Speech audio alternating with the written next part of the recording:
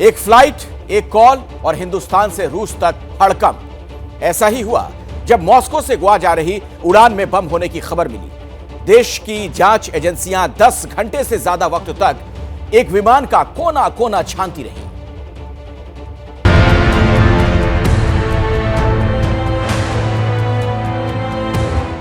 एक उड़ान, 236 पैसेंजर, खौफ के 10 घंटे। 9 जनवरी 2023, मॉस्को, रूस।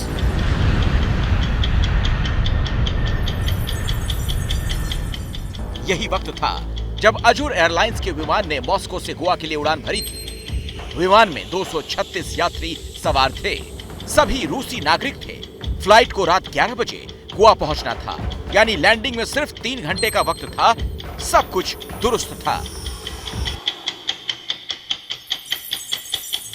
प्लेन भारत के एयर स्पेस में दाखिल हो चुका था, लेकिन इसी बीच गोवा एयरपोर्ट को विमान में बम होने की खबर मिली, जिसके बाद हड़कंप मच गया। फोन खनखनाने लगे। गोवा से दिल्ली और मॉस्को तक सनसनी फैल गई। खबर मिलते ही सुरक्षा एजेंसियां अलर्ट पर आ गईं। इसके बाद फ्लाइट को नजदीकी एयरपोर्ट जामनगर उतारने का फैसला किया गया। 20 मिनट के बाद रात 9:50 पर फ्लाइट की लैंडिंग हुई। 10 बजे तक सभी यात्रियों को प्लेन से सुरक्षित उतार लिया गया। यात्रियों को उतारने के बाद प्लेन में सघन तलाशी अभियान चलाया गया। सभी यात्रियों के हैंडबैग की जांच की गई। स्टेट पुलिस, एनएसजी कमांडो के साथ सभी खुफिया एजेंसियां मौजूद रहीं। विमान का कोना कोना छान मारा गया। एक एक शख्स की पूरी तलाशी ली गई। करीब 10 घंटे तक विमान का कोना कोना छानने के बाद यह क्लियर हो गया कि विमान में कोई विस्फोटक नहीं है। बम की धमकी फर्जी कॉल थी, जिसके बाद विमान को आगे की उड़ान के लिए ग्रीन सिग्नल दे दिया गया।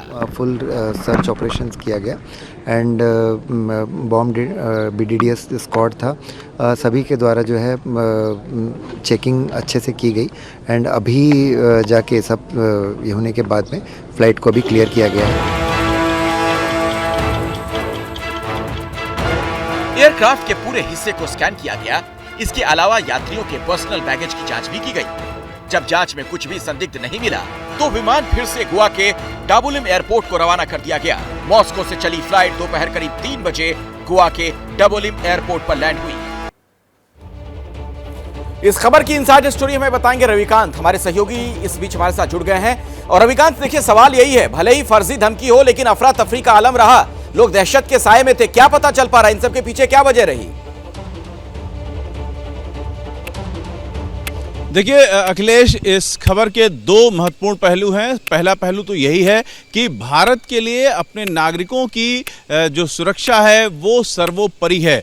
तो इस बम की जो कॉल थी, इसमें किसी भी तरीके से नुकसान ना हो किसी को, इसलिए भारतीय एजेंसियों ने पूरी सतर्कता बरती। उसी तरीके से जैसे अक्टूबर में ईरान से एक फ्लाइट आई और चीन जा रही थी, लेकिन पाकिस्तान एटीसी ने कहा कि इसमें बम हो सकता है, तो भारत ने 2 सुखोई विमान उतार दिए थे उस एयरक्राफ्ट को भारतीय एयर सीमा से बाहर ले जाने के लिए। उसी तरीके से इस बार हुआ, पूरी ताकत झोंक दी गई और पूरी सघन तलाशी होने के बाद ही उसको क्लियर किया गया।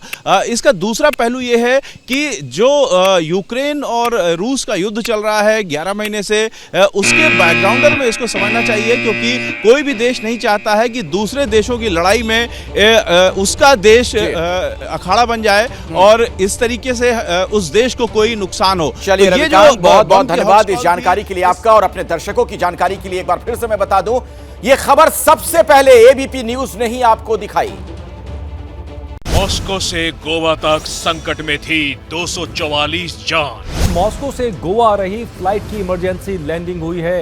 विमान की घंटे भर से जांच जारी है और फ्लाइट में बम होने का संदेह था। मॉस्को से गोवा जा रही वो फ्लाइट थी जिसका इमरजेंसी लैंडिंग है। जब सो रही थी दुनिया, तब लाइव था एबीपी न्यूज।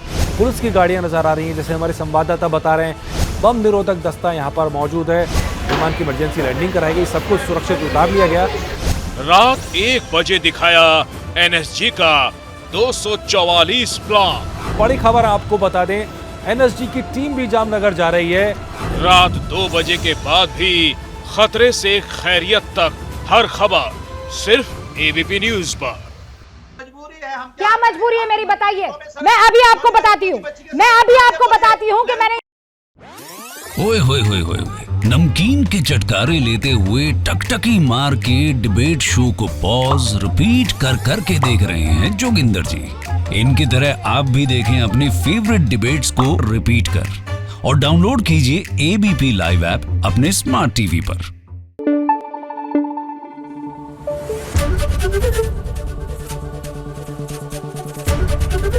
एबीपी न्यूज आपको रखे आगे।